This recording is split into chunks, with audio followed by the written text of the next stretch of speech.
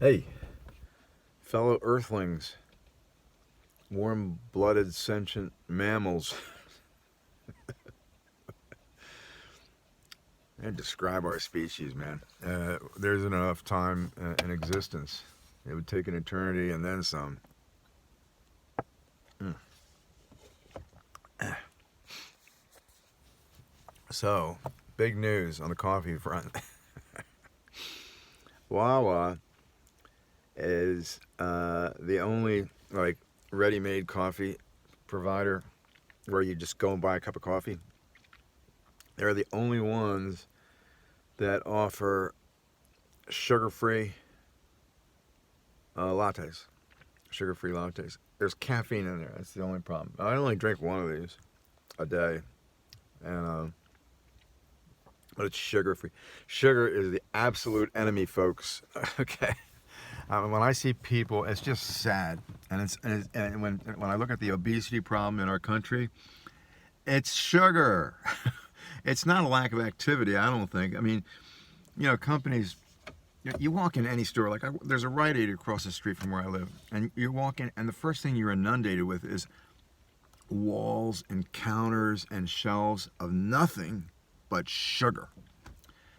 And why? It's so bad for us. All you have to do is watch Dr. Berg just a little bit on YouTube, and it's just amazing how awful refined sugar is for us.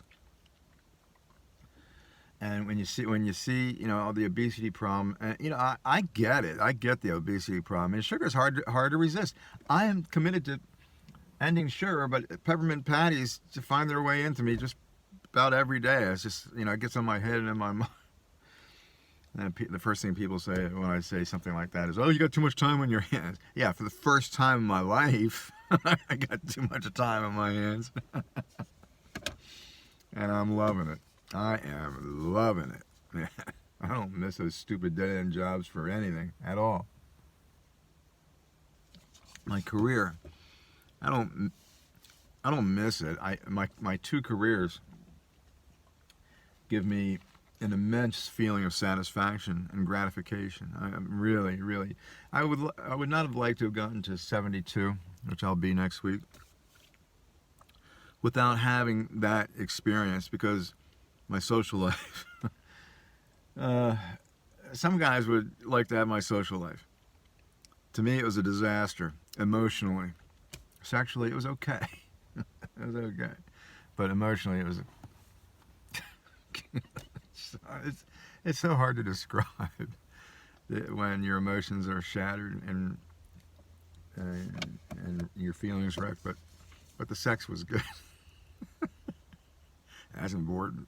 Don't kid yourself.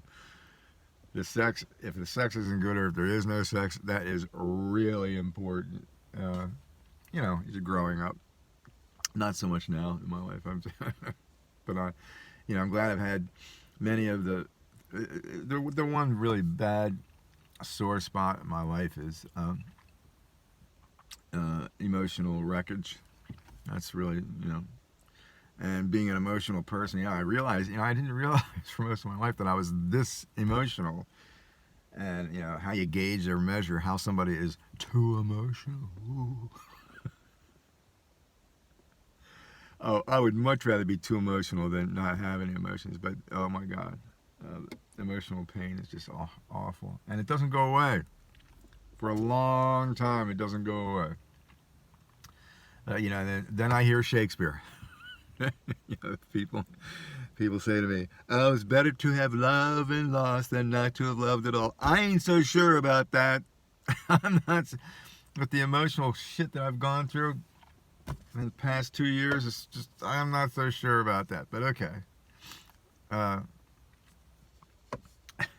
it's just been what do you call it? An oxymoron, which is like, I guess the key word in there is moron. Oh boy. Everybody's got 20/20 hindsight. Perfect vision in the rearview mirror. Yeah, I see now mistakes, but you know, the hell with it.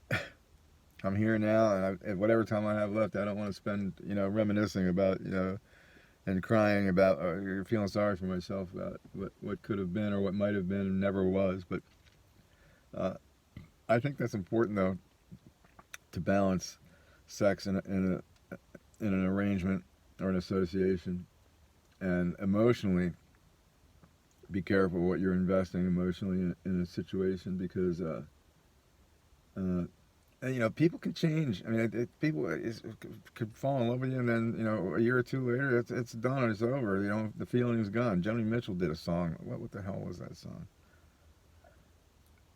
Love came to my door. The Court and Spark. That album had every single song was fantastic. I think in the Joni Mitchell Court and Spark album.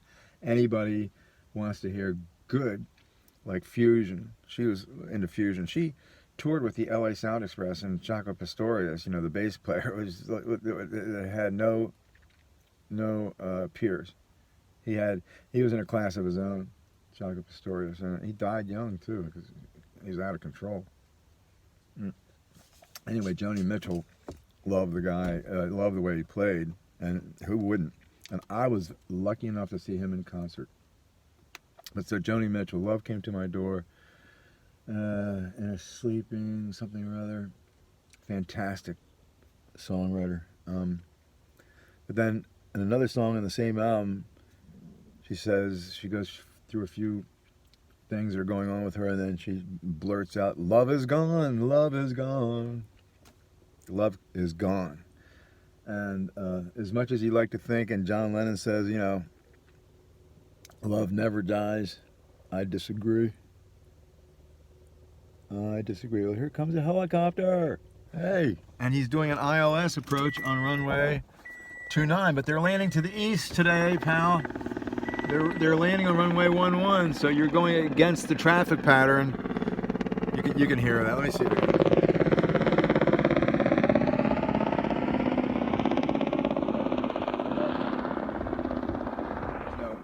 You probably didn't see anything there. There's a helicopter doing an ILS approach on runway 29, and the wind is that's the approach is being made with a tailwind. That's what I'm trying to say. The wind is out of the. No, that's right. What am I saying? The wind's out of the east. He's right. Yeah, he should be landing on 1-1 because the wind is out of the east. Yeah, so actually he's doing it right. Sorry, pal. I was slamming you and jamming you, and I had my bearings reversed. I'm not bipolar. I'm bi-bearing. Multi-bearing. Multi-personality to a pilot means multi-bearing. More than one bearing. I'm going to coin that phrase, make t-shirts, sell 1 million of them, and be rich, and buy a yacht and sail off into the sunset. How's that for a business plan? A personal business plan. Anyway, so our government is on the verge of defaulting on its debt, and they're gonna do it. They're gonna put us further into debt.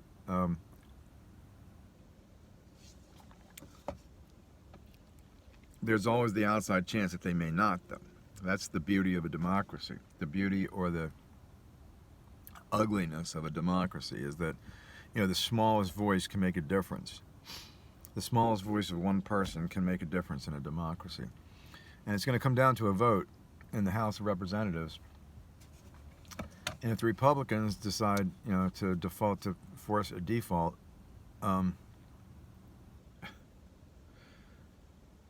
it won't be good for anybody. I mean, that's one thing that could cause repercussions. And, for example, the collapse of Silicon Valley Bank, SVP. So that's what I'm going to call them, SVP. The second or third biggest bank collapse in our country's history, right outside of San Francisco and Silicon Valley.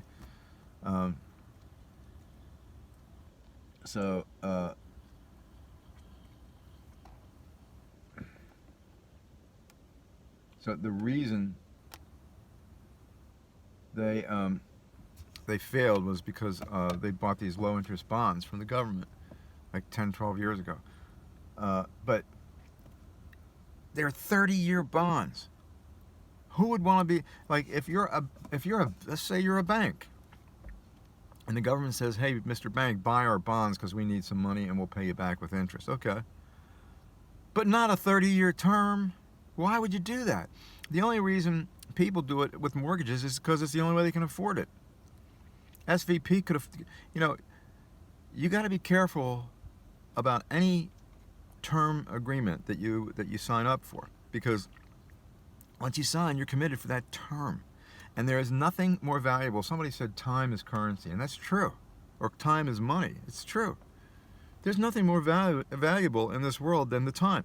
Two things, the top two things, and neither one of them have anything to do with money. Time and your health.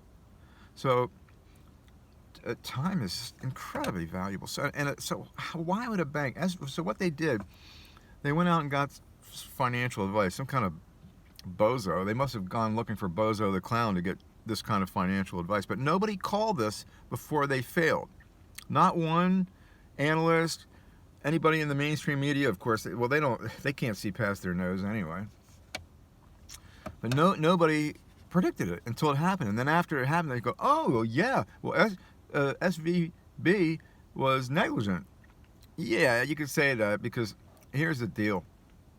When you sign something where you're committed for 10, 20, 30 years, 7 years, if you buy a car and you're going to be paying it off for 7 years, does that... I mean, nothing is the same anymore in a 7-year time frame. And why would you commit? So what happened to SVP is they bought these bonds, or the treasury notes, from the government back in like 2010, 2011. They were all really low interest, right? But still, their money was safe. So they're going to be making interest from the government, but when you buy a bond from the government, you can't get any safer than that. Those bonds are worthless now because their interest rates went up.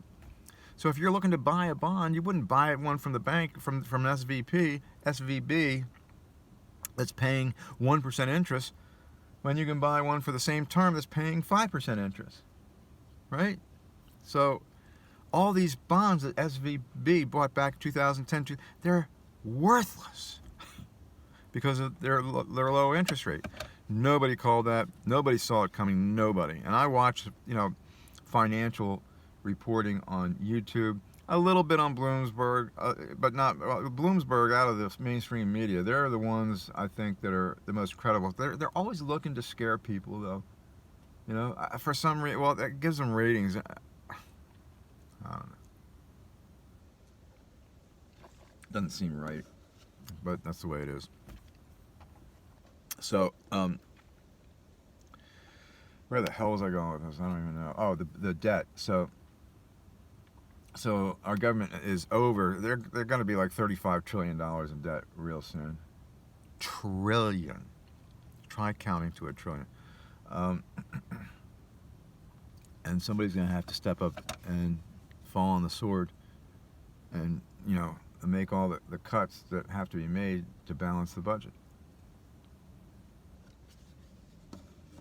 But they won't get reelected, and that's all American politicians care about. They don't care. They don't give a shit about their constituents.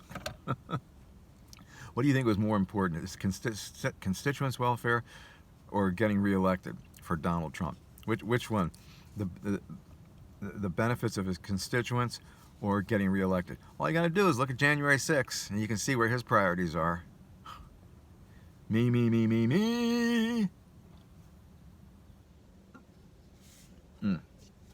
Anyway, so we're going to have some airplanes on final approach here very shortly. I'm going to go outside with the dog and see if we can't get some good video. Yay!